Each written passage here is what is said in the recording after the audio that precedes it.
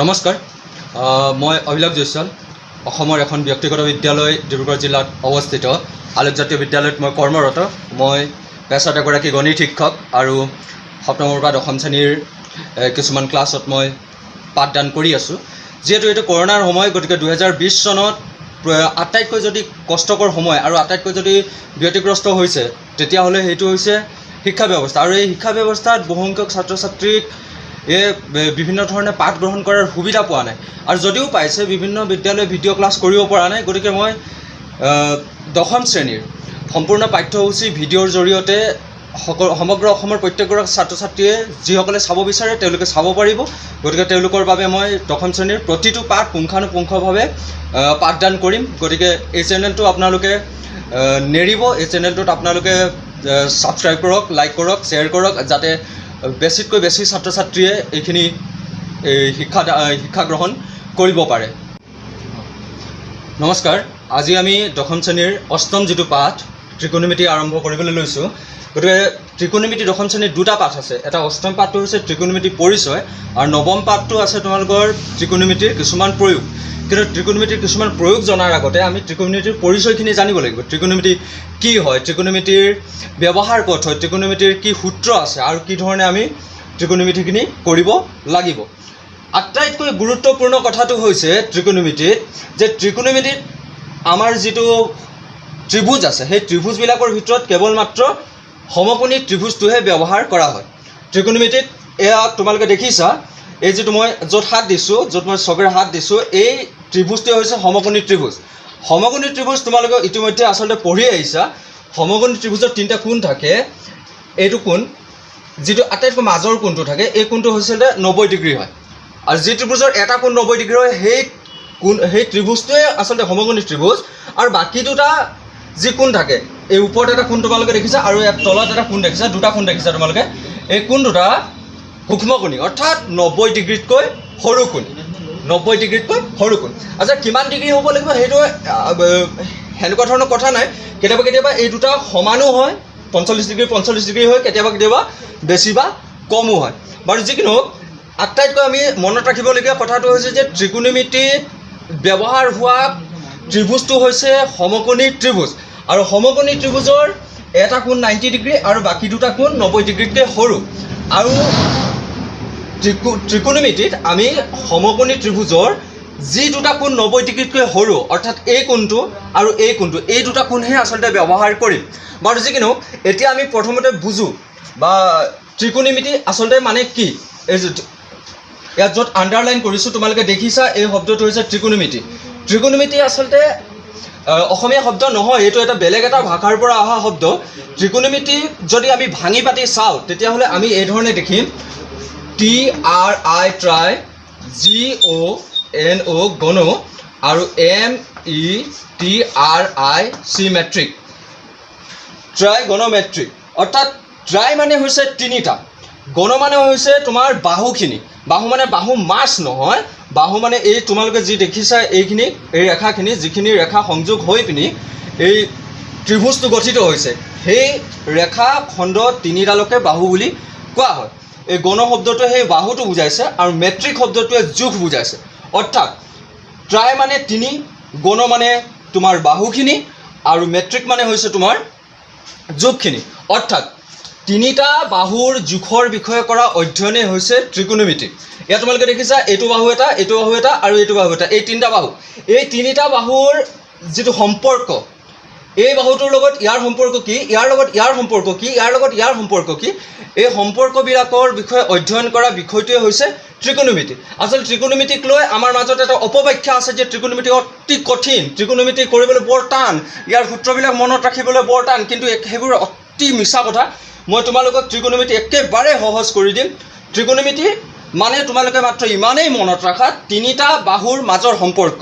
যদি আমি ক'বলৈ যাওঁ ত্ৰিকোণমিতিক, যদি আমি এই ধৰণে ভাবোঁ যে এজন দেউতা আছে, মাক ঢুকালে, ধৰি লোৱা এজন দেউতা আৰু মাক ঢুকালে, আৰু তিনিটা সন্তান জন্ম দি মাক স্বৰ্গবাসী হ'ল।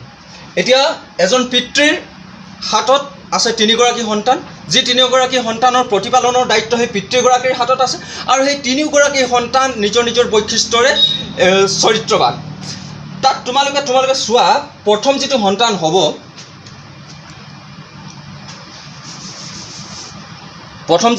হ'ব, সেই সন্তানটো চৰিত্ৰটো ঠিক এনেকুৱা ধৰণৰ, সি অনবৰতে মাটিতে শুই থাকিব বিচাৰে,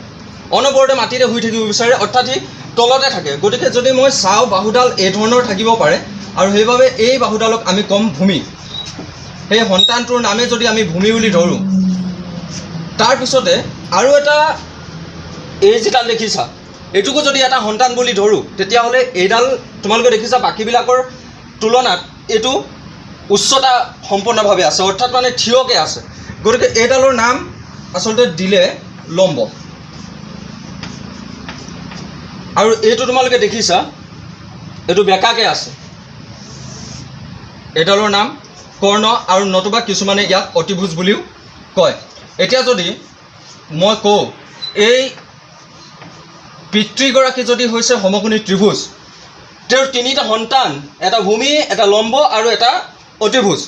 এগৰাকী পিতৃৰ তিনিটা সন্তান বুলি যদি মই ধৰোঁ, এটা ভূমি, এটা লম্ব আৰু এটা যদি অতিভুজ, তোমালোকে এইটো চোৱা, এইটো আটাইতকৈ ডাঙৰ সন্তান, এইটো তাতকৈ অলপ ডাঙৰ হ'ব পাৰে, আৰু এই তিনিটা, এজন পিতৃ সমকোণী ত্ৰিভুজ আৰু তেওঁৰ তিনিটা সন্তান ভূমি, লম্ব আৰু অতিভুজ।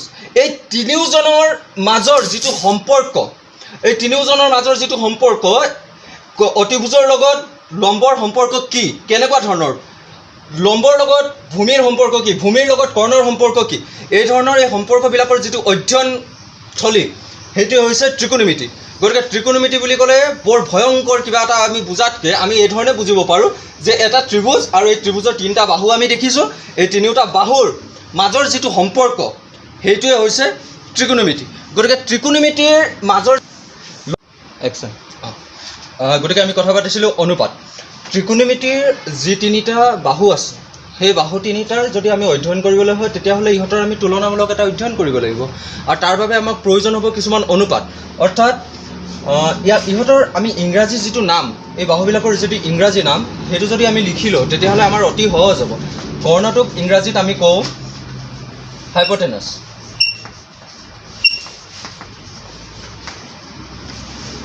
অৰ্থাৎ ইয়াক যদি আমি এই আখৰেৰে বুজাওঁ, আমাৰ বুজিবলৈ সহজ হ'ব।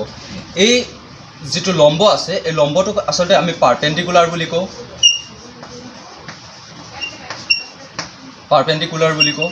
আৰু ইয়াক যদি আমি পি বৰ্ণটোৰে বুজাওঁ, আমাৰ সহজ হ'ব।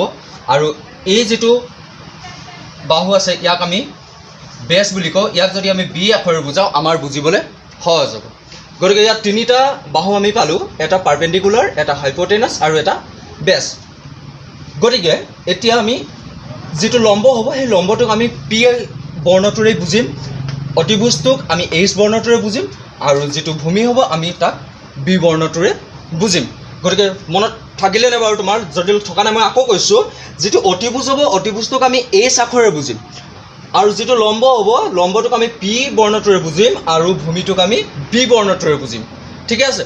গতিকে এই পি, এইচ আৰু বি, এই তিনিওটা বাহুৰ যিটো অনুপাত, সেই অনুপাতটোক আমি দেখুৱাবৰ বাবে, ইহঁতৰ সম্পৰ্কটো দেখুৱাবৰ বাবে আমি 6টা অনুপাত ল'ব পাৰোঁ, যিটো ত্ৰিকোণমিতিত সাধাৰণতে ব্যৱহাৰ কৰা হয়। সেই অনুপাতবিলাক হৈছে চাইন, কছ, টেন, তাৰপিছত চাইন, কছ আৰু টেন, এই তিনিওটাকে যদি আমি ওলোটাই দিওঁ, এই তিনিওটাৰে এটা ওলোটা অনুপাতো আছে, সেইকেইটা হৈছে কছেক, চেক আৰু কট।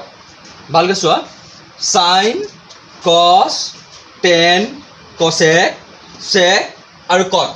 চাইন, কছ, টেন, কছেক, চেক আৰু কট। এই চাইন, কছ, টেন, কছেক, চেক আৰু কট। যথেষ্ট গৰম পৰিছে আজি, গতিকে তোমালোকে দেখিছিলা মানে বহুতকেইটা দিনৰ পৰা এইটো চাই লোৱা, তোমালোকে মোৰ মুখটো চাই লোৱা কিমান গৰম পৰিছে। যথেষ্ট গৰম পৰিছে, গতিকে আমি আকৌ ঘূৰি আহিছোঁ।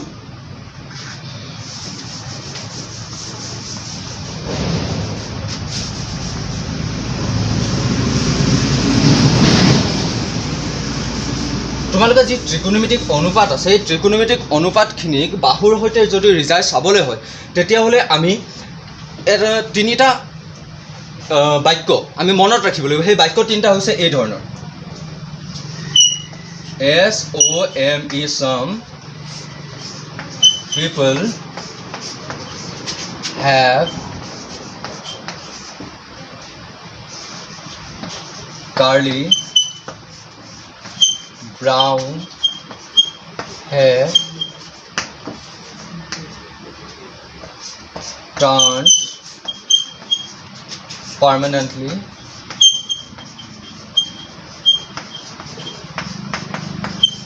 black. এই শব্দটো তোমালোকে বহিত লিখি ল'বা ভালকৈ চোৱা। Some people have curly brown hair, turns permanently black.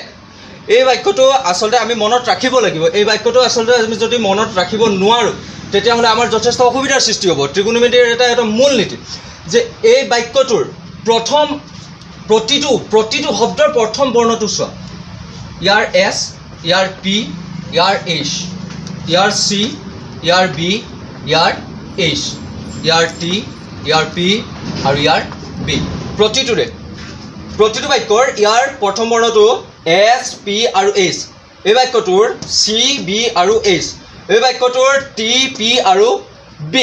গতিকে এইকেইটাই সাইন, কস, টেন, কচেক, চেক আৰু কটৰ অনুপাত সৃষ্টি কৰিব। কি ধৰণে কৰিব মই তোমালোকক অতি সহজভাৱে দেখুৱাইছোঁ। এইটো চোৱা SIN সাইন।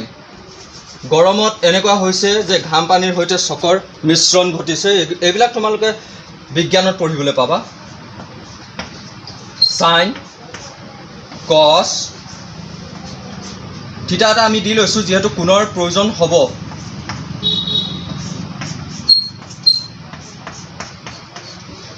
সাইন তোমালোকে এতিয়া এইটো চোৱা এছ শব্দটোৱে বুজাইছে সাইন আৰু পি আৰু এই শব্দটোৱে কি বুজাইছিলে? পি শব্দটোৱে পাৰপেণ্ডিকুলাৰ অৰ্থাৎ লম্ব। তোমালোকে যিটো ছবি আঁকিলা অলপ আগতে বহি তাত চাবা পি শব্দটোৱে পাৰপেণ্ডিকুলাৰ বুজাইছিলে অৰ্থাৎ লম্ব। এই শব্দটোৱে হাইপোটেনাছ বুজাইছিলে অৰ্থাৎ অতিভুজ বুজাইছিলে। গতিকে এছ শব্দটোৱে যে এছৰ এই এছটোৱে এই এছ শব্দটোৰ এছ বৰ্ণটোৱে সাইন বুজাইছে। গতিকে আমি ইয়াত এই অনুপাতটো এই ধৰণে লিখিব পাৰোঁ P/H। গতিকে তোমালোকে দেখিলা যে sine theta is equal to P/H অৰ্থাৎ সাইন অনুপাতটোৱে ত্ৰিকোণমিতিৰ সাইন অনুপাতটোৱে তোমালোকৰ পাৰপেণ্ডিকুলাৰ বাই হাইপোটেনাছ এই দুটাৰ অনুপাত বুজাব। পাৰপেণ্ডিকুলাৰ মানে অৰ্থাৎ আছিলে তোমালোকৰ লম্ব আৰু এইচ মানে আছিলে তোমালোকৰ অতিভুজ। লম্ব আৰু অতিভুজৰ মাজৰ যিটো সম্পৰ্ক হ'ব সেই সম্পৰ্কটো অধ্যয়ন কৰিব তোমালোকৰ সাইন থিটাই। সেইধৰণে এই বাক্যটোৰ এই চি যিটো বৰ্ণ আছে এই চি বৰ্ণটোৱে কি বুজাইছে? চি বৰ্ণটোৱে বুজাইছে কস থিটা। এই কস থিটাটো তোমালোকে চোৱা B/H হ'ব। বি শব্দটোৱে কি বুজাব? বি শব্দটোৱে বুজাব তোমালোকৰ বেছ অৰ্থাৎ ভূমি। এই শব্দটোৱে বুজাব হাইপোটেনাছ অৰ্থাৎ অতিভুজ। গতিকে আমি ইয়াত যদি চাওঁ B/H সাইনটোৱে বুজালে তোমালোকৰ P/H, কছটোৱে বুজাব B/H আৰু টেনটোৱে বুজাব। এই শব্দটোৰ এই টি শব্দটোৱে টেন বুজাইছে আৰু এই শব্দ দুটাৰ পি আৰু বি শব্দটোৱে পিটোৱে বুজাইছে তোমালোকৰ পাৰপেণ্ডিকুলাৰ অৰ্থাৎ লম্ব আৰু বি শব্দটো বেছ অৰ্থাৎ ভূমি অৰ্থাৎ P/B। গতিকে তোমালোকে দেখিলা যে সাইন থিটা, কস থিটা আৰু টেন থিটাৰ যিটো অনুপাত সেইটো অনুপাতটো আমি ইতিমধ্যে কৰি পেলাইছোঁ। গতিকে সাইন থিটাত আমি P/H অৰ্থাৎ পি মানে হৈছে তোমালোকৰ পাৰপেণ্ডিকুলাৰ অৰ্থাৎ লম্ব আৰু এইচ মানে হাইপোটেনাছ অৰ্থাৎ অতিভুজ। গতিকে লম্ব আৰু অতিভুজৰ অধ্যয়ন কৰিব সাইন থিটাই, কস থিটাই অধ্যয়ন কৰিব ভূমি আৰু অতিভুজৰ, আৰু টেন থিটা অধ্যয়ন কৰিব লম্ব আৰু ভূমিৰ। গতিকে এই তিনিটা অনুপাতৰ আমি সহজভাৱে যদি মনত ৰাখিবলৈ যাওঁ তেতিয়াহ'লে এই বাক্যটো যদি মনত ৰাখোঁ তেতিয়াহ'লে সাইন থিটা, কস থিটা আৰু টেন থিটাৰ এই অনুপাতখিনি আমি অতি সহজভাৱে নিৰ্মিত কৰিব পাৰিম। অতি সহজভাৱে আমি এইখিনি সৃষ্টি কৰি ল'ব পাৰিম। অতি সহজভাৱে আমি এইখিনি উলিয়াই ল'ব পাৰিম। গতিকে some people have curly brown hair, turns permanently black।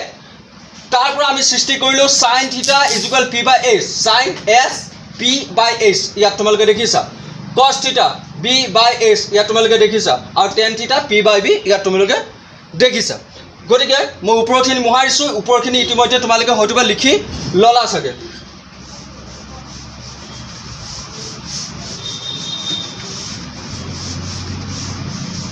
আকৌ তোমালোকে চোৱা যি ধৰণে আমি sin theta is equal p by s পাইছিলো cos theta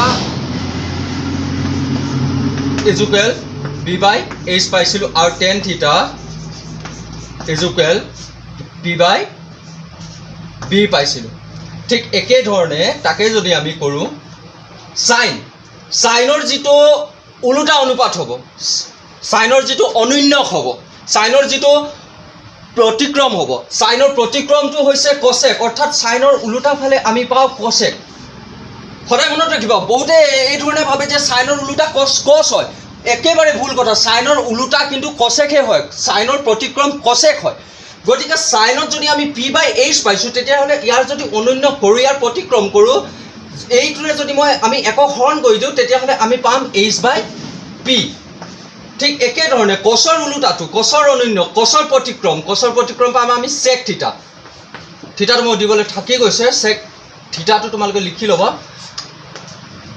ইয়াত যেহেতু কোসটো আমি b বাই h ৰে অধ্যয়ন কৰিছো তেতিয়া হলে sec থিটাত অনন্য হ'ব প্ৰতিক্ৰম হ'ব উলটা হ'ব তেতিয়া হলে হ'ব কি b বাই h আছে তেতিয়া হলে আমি ইয়াত লিখিব লাগিব h বাই b আৰু ইয়াত তোমালোকে দেখিছা tan থিটাটো আছে p বাই b টেনৰ উলটাটো হ'ব আৰু থাকিলে কি তোমালোকে নিজে মনত পেলোৱা sin থিটা cos থিটা tan থিটা cosec sec থিটা তাৰ পিছত কি থাকিলে নিশ্চয় থাকিব cot থিটা গতিকে cot থিটাটোত আমি টেনৰ tan থিটাৰ যেহেতু উলটা হয় cot থিটা টেনত আছে p বাই b তেতিয়া হলে ইয়াৰ উলটাটো হ'ব আমাৰ b বাই p এই কথাখিনি অতি গুৰুত্বপূৰ্ণ এই কথাখিনি তোমালোকে মনত ৰাখিবলৈ যত্ন কৰিবা একচন গতিকে তোমালোকে দেখিলা যি ধৰণে sin থিটা cos থিটা tan থিটা cosec থিটা sec থিটা আৰু ইফালে তোমাৰ cot থিটা এই অনুপাতখিনি আমি পঢ়িলো আমি বুজিলো কি আমি বুজিলো যে ত্ৰিকোণমিতিৰ বাবে আটাইতকৈ প্ৰয়োজনীয় হৈছে সমকোণী ত্ৰিভুজৰ যি দুটা সূক্ষ্ম কোণ থাকিব অৰ্থাৎ 90 ডিগ্ৰীতকৈ সৰু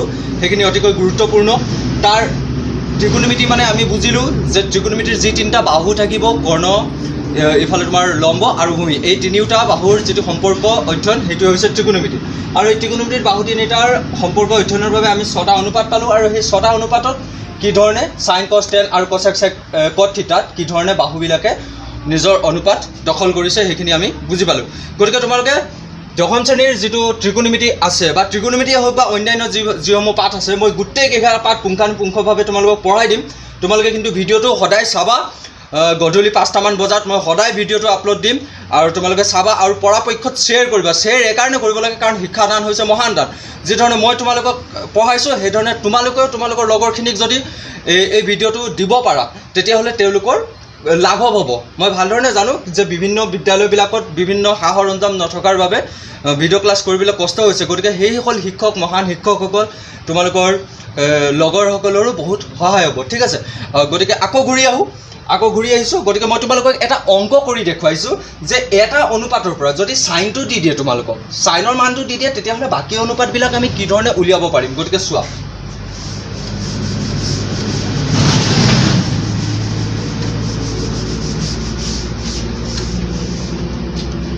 ধৰি লোৱা তোমালোকক এটা প্ৰশ্ন এটা দিলে যে sin থিটা ইকুৱেল 3/5 দিলে sin থিটা ইকুৱেল 3/5 দি দিলে আৰু তোমাক ক'লে যে tan থিটা আৰু cos থিটা উলিয়াই দেখুৱা এইখিনি উলিয়াই দেখুৱা প্ৰশ্নটো দিছে sin থিটা ইকুৱেল 3/5 প্ৰশ্নটো দিলে sin থিটা ইকুৱেল 3/5 মই প্ৰশ্নটো একেবাৰে লিখা নাই যেহেতু তোমালোকে দেখিছা বৰ্ডটো যথেষ্ট সৰু sin থিটা ইকুৱেল 3/5 দিলে আৰু তোমালোকক ক'লে যে tan থিটা আৰু cos থিটাৰ অনুপাতটো উলিয়াই দেখুৱা গতিকে আমি এটা কথা ভালকৈ জানো যে ত্ৰিকোণমিতিত আমাৰ ব্যৱহাৰ হয় এটা সমকোণী ত্ৰিভুজ আৰু এই সমকোণী ত্ৰিভুজটোত তোমালোকে ভালকৈ চোৱা এই সমকোণী ত্ৰিভুজৰ তিনিটা বাহু আছে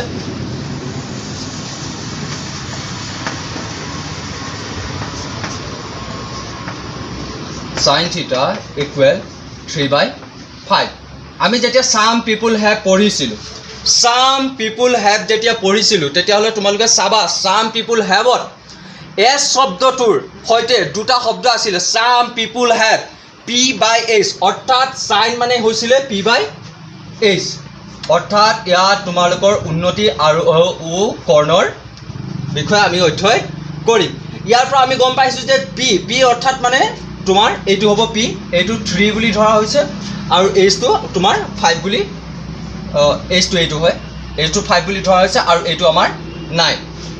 কিন্তু আমি যিকোনো এটা অনুপাত উলিয়াবলৈ হ'লে, এটা অনুপাতৰ পৰা আন অনুপাতখিনি যদি আমি উলিয়াবলৈ হয় তেতিয়াহ'লে আমি কিন্তু তিনিওটা বাহুৰ মান জানিব লাগিব। গতিকে তিনিটা বাহুৰ মান যদি আমি জানিবলৈ হয় তেতিয়াহ'লে আমি কি ব্যৱহাৰ কৰিম? এটা সমকোণী ত্ৰিভুজত ব্যৱহাৰ কৰা হয় পাইথাগোৰাছৰ সূত্ৰত। তোমালোকে সুধিবা অষ্টম, নৱম আৰু কিছুমানে সুধিব সপ্তম শ্ৰেণীটো পাইছা। গতিকে আমি পাইথাগোৰাছৰ সূত্ৰ ব্যৱহাৰ কৰি এই যিটো ভূমিৰ মানটো দিয়া নাই সেই মানটো আমি উলিয়াই ল'ম।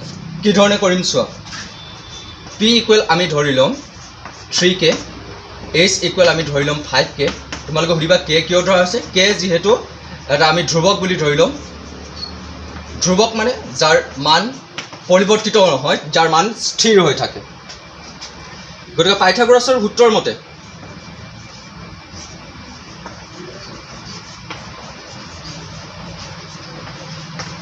পাইথাগোৰাছৰ সূত্ৰ যদি আমি ব্যৱহাৰ কৰোঁ তেতিয়াহ'লে চোৱা a square plus b square, এইচটো ইয়াত দিয়া আছে 5K স্কোৱাৰ, পিটো দিয়া আছে 3K স্কোৱাৰ আৰু বিটো যিহেতু 9। ইয়ালৈকে তোমালোকে সুধিবা বুজি পাইছা? গতিকে মই বাকীডোখৰ মোহাৰিছোঁ।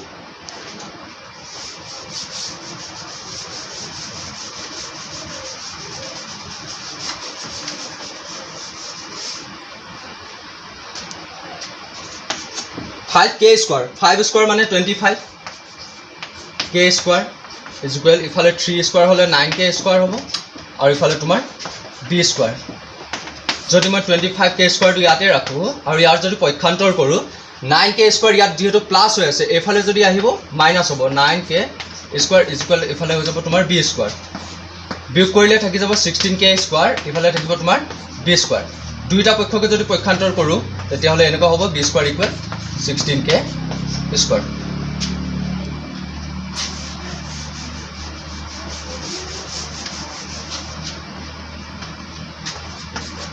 স্কোৱাৰ যদি মই ইয়াৰ পৰা আঁতৰাও ইফালে ৰুট যাব আৰু তেতিয়া b ইকুৱেল তোমাৰ ইফালে হৈ যাব 4, 16ৰ যিহেতু বৰ্গমূল 4 আৰু K স্কোৱাৰ বৰ্গমূল K। গতিকে আমি তিনিটা বাহু এতিয়া পালোঁ, P 3K পাইছোঁ, H 5K আৰু B 4K। গতিকে আমাক দুটা বস্তু উলিয়াবলৈ কৈছিলে, এটা tan থিটা কৈছিলে আৰু এটা cos থিটা কৈছিলে। গতিকে আমি কি ধৰণে উলিয়াম চোৱা। এইটো তোমালোকে পাতি ল'বা। যিহেতু তোমালোকৰ সুবিধা আছে, সুবিধা এইটো আছে যে যিহেতু অফলাইন ক্লাছ যদি কৰা হয় তেতিয়াহ'লে ছাৰে কৰি থাকিব, বৰ্ডটো মোহাৰি দিব। কিন্তু অনলাইন ক্লাছত এটা সুবিধা আছে, ভিডিঅ'টো তোমালোকে বাৰে বাৰে ৰিপ্লে কৰি চাব পাৰা। গতিকে যিডোখৰ ঠাইত তোমালোকক লাগিব যে অলপ স্পীড হৈছে সেইডোখৰ ঠাইত তোমালোকে মিউট কৰি ল'বা বা প'জ কৰি ল'বা, তাৰপিছত গোটেই বস্তুটো চাই পাতি ল'বা বহীত। আৰু বহীত পতাটো অতি দৰকাৰী, যিহেতু practice make a man perfect বুলি অংকত কোৱা হয়। যিমান বেছি প্ৰেক্টিছ কৰিবা সিমানে পাৰিবা। আচলতে মই কথাটো অলপ বেছিকেই কওঁ, উপায় নাই আৰু ক'বই লাগিব অংকত।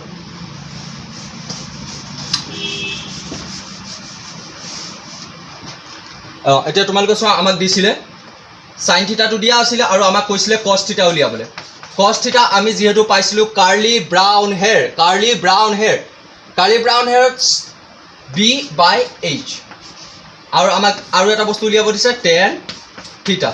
tan থিটা অৰ্থাৎ p/b টাৰ্নছ পাৰ্মানেণ্টলি ব্লেক। এতিয়া বিৰ মান আমি বহাই দিওঁ 4K, এইচৰ মান বহাই দিলোঁ 5K, পিৰ মান বহাই দিলোঁ আমি 3K আৰু ইফালে তোমাৰ দেখিছোঁ 4K। গতিকে 4K ইয়াত দি দিলোঁ, K কটাকটি গ'ল, থাকি গ'ল ইয়াত তোমাৰ 4। গতিকে ইয়াত cos থিটা আমি পালোঁ 4/5 আৰু tan থিটাটো পালোঁ 3/4। গতিকে এই ধৰণেই আমি এটা অনুপাতৰ পৰা আমি অন্যান্য অনুপাতবিলাক উলিয়াব পাৰিম। যি ধৰণে আমি আজি দেখিলোঁ যে সাইন থিটাৰ মানটো আমাক দিয়া আছিলে আৰু আমি tan থিটা cos থিটা যি ধৰণে উলিয়াব পাৰিলোঁ, সেই ধৰণে আমাক যিকোনো এটা অনুপাত দি দিলে আমি প্ৰত্যেকটো অনুপাতে উলিয়াব পাৰিম। গতিকে ক্লাছটো কেনেকুৱা লাগিলে আপোনালোকে কমেণ্ট কৰিব তলত আমাক জনাব কি ভুল হৈছে কি ভ্ৰান্তি হৈছে সেইখিনিও আমাক জনাব আমি অন্যান্য দিনত সেইবিলাক শুদ্ধ কৰিবলৈ যত্ন কৰিম আৰু ৰেগুলাৰ প্ৰত্যেক দিনাখনে আমি ক্লাছ দি থাকিম গধূলি 5টা বজাত আপোনালোকে ক্লাছসমূহ পাব হয়তো পিছতো আপোনালোকে চাব পাৰিব কিন্তু অনলাইন আপোনালোকে চাব যিমানখিনি পাৰা তোমালোকে দিবা অন্যান্য ছাত্ৰ ছাত্ৰীসকলক যোগাযোগ কৰিবা মোৰ নামটো আছিলে অভিলাষ জয়ছৱাল মই প্ৰথমতে কৈছিলোৱে তোমালোকে এই চেনেলটোৰ লগত জড়িত থাকিবা এই বছৰ মেট্ৰিক পৰীক্ষা তোমালোকে আমাৰ লগত দিয়া তোমালোকৰ সপোনবিলাক দিঠক কৰাৰ আমাৰ দায়িত্ব ধন্যবাদ